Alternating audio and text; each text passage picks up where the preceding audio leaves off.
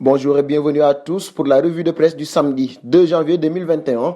Nous débutons avec Record qui nous parle de la distinction d'Edouard Mendy par France Football qui le nomme meilleur gardien africain de la saison. En Prime League, le gardien sénégalais s'est imposé comme titulaire devant Kepa Arrizabalaga avec plusieurs matchs sans encaisser le moins de buts. Avec les Lions de la Teranga, il profite de la concurrence d'Alfred Gomis de Rennes pour rester très performant avec sa sélection. En Espagne, AS évoque le duel de buteurs entre Karim Benzema et Aspas, respectivement auteurs de 13 et 15 rencontres depuis le début du championnat. Ils sont les joueurs les plus utilisés de leurs équipes.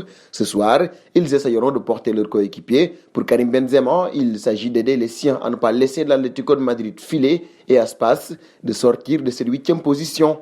Marca, de son côté, nous parle du dossier David Alaba. Le club entraîné par Zinedine Zidane a coché le nom du défenseur autrichien dont le contrat avec le Bayern de Munich prendra fin le 30 juin prochain. Autrement dit, Alaba va quitter la Bavière sans coûter le moindre euro au club qui le recruterait l'été prochain. Et selon Marca, qui en fait sa une en ce samedi 2 janvier, les discussions entre le Real de Madrid et Alaba seraient très proches d'aboutir à un accord.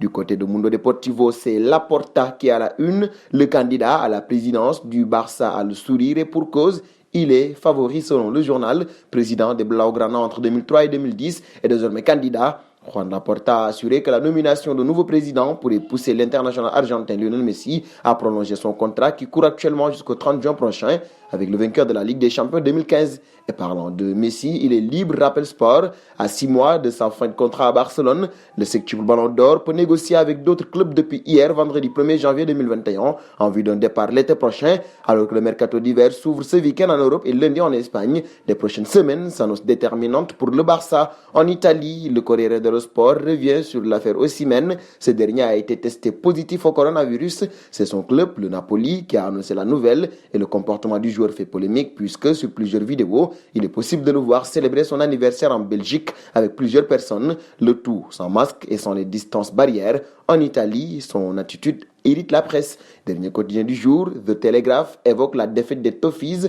On a longtemps cru que le premier match de la Premier League en 2021 allait accoucher d'un score nul et vierge entre Everton et West Ham ce vendredi 1er janvier. Mais les Toffees, battus 1-0, ont sans doute mal au crâne au lendemain du réveillon. Avec une victoire, la formation de Carlo Ancelotti se serait emparée, au moins provisoirement, de la deuxième place du championnat d'Angleterre. Mais ces hommes ont perdu devant West Ham 1-0. Et cette information met un terme à la revue de presse du jour. Nous terminons avec la question du jour. David Alaba peut-il vraiment remplacer Sergio Ramos au Real de Madrid comme annoncé? Vos réponses seront attendues en commentaire et nous vous donnons rendez-vous très vite sur Afrique Sport. C'est pour ne rien manquer des informations football.